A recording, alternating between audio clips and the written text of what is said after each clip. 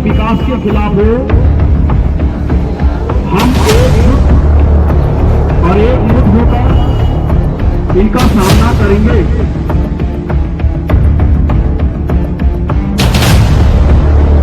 गाजियाबाद से इस वक्त की सबसे बड़ी खबर आ रही है, जहां बीजेपी नेता सागर रावत के खिलाफ रची गई झूठी साजिश की पोल पूरी तरह से खुल गई है, क्योंकि सोशल मीडिया पर वीडियो वायरल कर बीजेपी नेता के खिलाफ जो दुष्प्रचार का खेल खेला जा रहा था, उसकी गंदी मंशा को अब खुद कामगार के बयान ने सरेआम उजागर कर दिया है। दरअसल ये पूरा मामला गाजियाबाद के इंदिरापुरम स्थित न्यायखंड 2 के वार्ड 57 का है, जहां एक स्थानीय दुकानदार और बीजेपी नेता सागर रावत के बीच तकरार का एक वीडियो सोशल मीडिया पर वायरल करके ये झूठा दावा किया जा रहा था कि सागर रावत अवैध अतिक्रमण हटवाने की बात कहकर दुकानदारों से पैसों की डिमांड कर रहे हैं और साथ ही दुकान पर काम करने वाले अंकित नाम के कामगार से भी मकान बनवाने के नाम पर पैसे मांगने का झूठा आरोप लगवाया गया था। लेकिन अब सच सामने आ चुका है और कामगार अंकित ने खुद मीडिया के सामने कबूल कर लिया है कि उसने दुकान मालिक के भारी दबाव में आकर ही सागर रावत पर ये बेबुनियाद आरोप लगाया था और दुकानदार के कहने पर ही उसने मीडिया में झूठा बयान दिया था, जिसके बाद अब बीजेपी नेता सागर रावत ने स्थानीय पुलिस को लिखित शिकायत देकर साजिश रचने वालों के खिलाफ कड़ी कार्रवाई की मांग की है और साफ शब्दों में कहा है कि अगर उन पर लगे आरोप सही साबित होते हैं तो वो हर सजा भुगतने को तैयार हैं, जिससे साफ हो गया है कि गाजियाबाद में राजनीतिक और व्यापारिक रंजिश के चलते एक साफ छवि को बदनाम करने का ये पूरा खेल अब पूरी तरह से बेनकाब हो चुका है।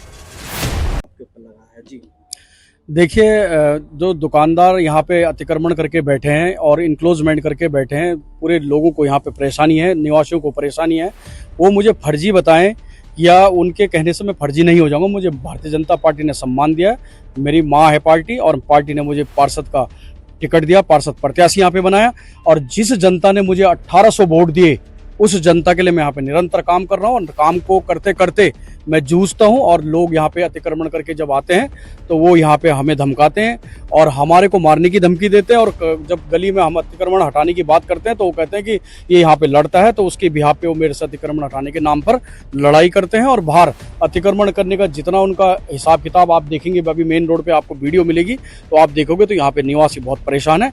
मैं एक बहुत ही सम्मानित और बहुत ही नैतिक पार्टी का कार्यकर्ता हूं, भारतीय जनता पार्टी का कार्यकर्ता हूं। हमारा छोटा नेता, बड़ा नेता सब हमारे सम्मानित नेता हैं और नैतिकता के साथ चलने वाले हैं, जनता के साथ चलने वाले हैं, जनता के लिए विकास करने वाले नेता हैं, और पूरी भारतीय जनता पार्टी विकास करने वाली पार्टी है। जो आरोप आपके ऊपर लगे हैं उसको लेकर क्या एक्शन आपका रहने वाला है? मेरा एक्शन ये रहने वाला है कि मैंने प्रशासन को लिख कर दिया है कि जो भी इन कथित व्यापारियों ने मेरे ऊपर एलिगेशन लगाया है, मेरे 20 साल के कार्यकर्ता समय पीरियड को इन्होंने लांछन लगाया है, मुझे आरोपित किया है, उस पर मैं चाहता हूं कि पूरा प्रशासन इसका इन्वेस्टिगेशन करे और इन्वेस्टिगेशन ऐसा हो जिसमें दूध का दूध और पानी का पानी हो। अगर मैं उसमें दोषी पाया जाता हूं तो मैं उस प्रशासन की जो भी सजा होगी उसके लिए मैं तैयार खड़ा हूं, लेकिन अगर मैं दोषी नहीं पाया जाता तो मैं चाहता हूं कि यहाँ पे पूरा अतिक्रमण पूर्ण रूप से बंद हो। स्थानीय पुलिस को मैंने शिकायत दी है और स्थानीय पुलिस को स्वयं भी जागरूक होना चाहिए कि रोड पूरी जाम होती है, कोई यहाँ पे पीड़ित आते हैं, हॉस्पिटल वाले लोग आते हैं, गाड़ियां जाम हो जाती हैं, पूरा सड़क अतिक्रमण करके इन्होंने रखा है, मोटरसाइकिल का काम हो रहा है, पूरा पानी से धोते हैं, तो इसको पूर्ण रूप से इसको बंद होना चाहिए। और हरिओम जो दुकानदार है, जो एक कथाकथित दुकानदार है, उसकी दुकान पे सील लगनी चाहिए। मैं ऑलरेडी बीसी महोदय कलाल साहब से निवेदन करता हूं कि इसको पूर्ण रूप से सील होना चाहिए, क्योंकि ये गुंडागर्दी करता है और लोगों को भ्रमित करने का काम करता है। और इसी प्रकार से इसने कल भी कुछ कथाकथित व्यापारियों को इकट्ठा किया जिनका यहाँ पे घर भी नहीं है और दुकान भी नहीं है। नाम बताइए अपना। मेरा नाम अंकित कुमार।